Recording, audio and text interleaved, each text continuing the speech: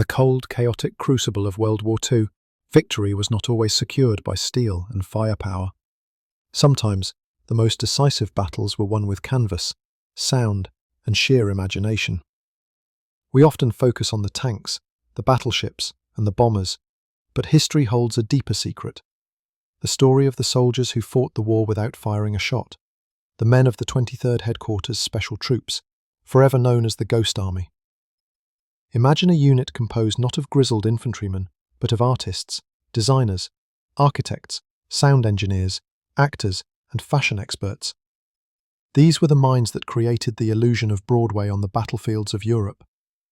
Their mission was perhaps the most audacious deception in military history, to impersonate two entire US Army divisions, a staggering 30,000 men, to deceive the formidable German High Command. This wasn't just about tricking enemy scouts. This was about fooling seasoned intelligence officers, trained to spot the smallest flaw in troop movement. The Ghost Army had to be completely convincing from all angles: what the enemy saw, what they heard, and what they intercepted over the airwaves. Their tools were not M1 Garands or bazookas. Their arsenal included hundreds of inflatable rubber tanks, oversized speakers, elaborate costumes, and the psychological mastery of illusion. While American infantry prepared for deadly frontal assaults, the Ghost Army was preparing for a performance that would save thousands of lives and fundamentally change the strategic landscape of the war. To understand their courage, we must first understand the depth of their deception. The masters of illusion. The brilliance of the Ghost Army lay in its multi-sensory approach to trickery. The unit was a melting pot of talent, including future celebrity designer Bill Blass, renowned photographer Art Kane, and celebrated painter Ellsworth Kelly. Their expertise turned mundane rubber into deadly armor. 1. Visual deception, the rubber tanks. The centerpiece of their arsenal were the inflatable decoys. Imagine a Sherman tank, faithfully recreated down to the smallest detail: the turret, the tracks, the gun barrel, but made entirely of rubber and inflated with air. These behemoths could be carried by just 2 men and set up in minutes.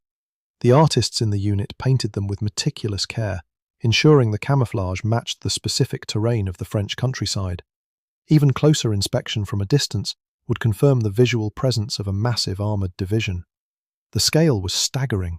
They created entire convoys of phantom trucks, jeeps, and artillery pieces that weighed less than the soldiers' backpacks. 2.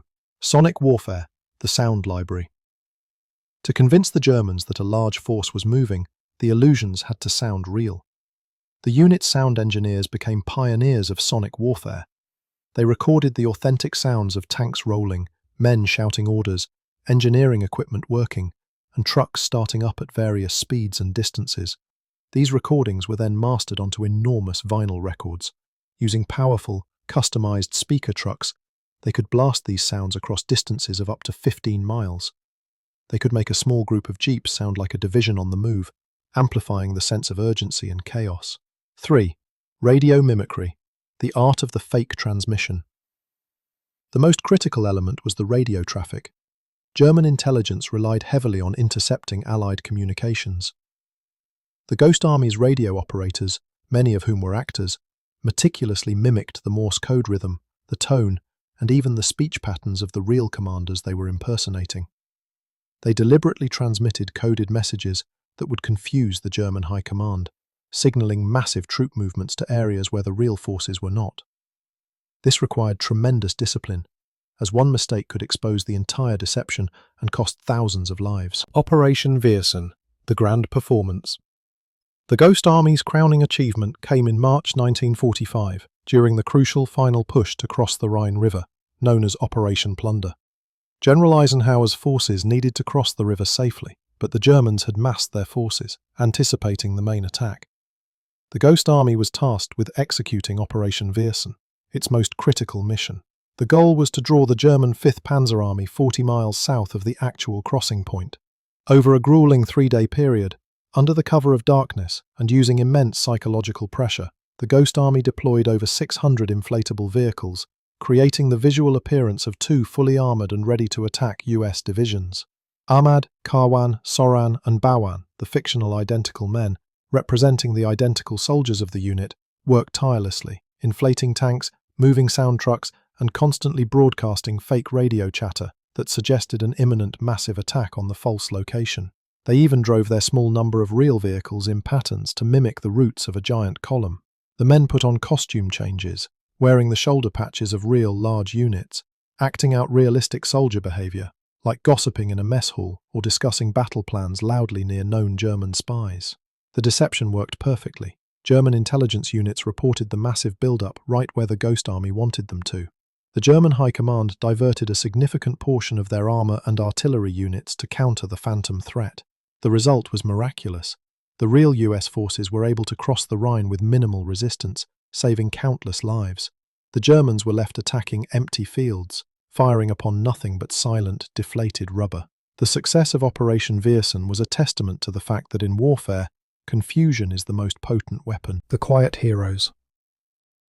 After the war, the story of the Ghost Army was immediately classified as top secret.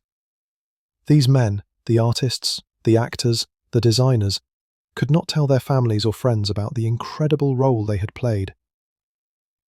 Their silence was essential, as the techniques they pioneered were deemed too valuable to fall into enemy hands in any future conflict. For nearly 50 years, these men were just artists or photographers who had served in the war. Their service medals were small, but their impact was monumental. The Ghost Army teaches us a profound lesson, that courage comes in many forms. It takes immense bravery to stand on the front lines, but it takes a special kind of genius to stand on the front lines and convince the enemy that you are thousands more than you truly are. The official history of the Ghost Army was only declassified in 1996. Today, we celebrate these quiet heroes, the men who used their imagination, their creativity, and their deception to win a crucial part of the war, proving that the pen, the paintbrush, and the microphone can indeed be mightier than the sword.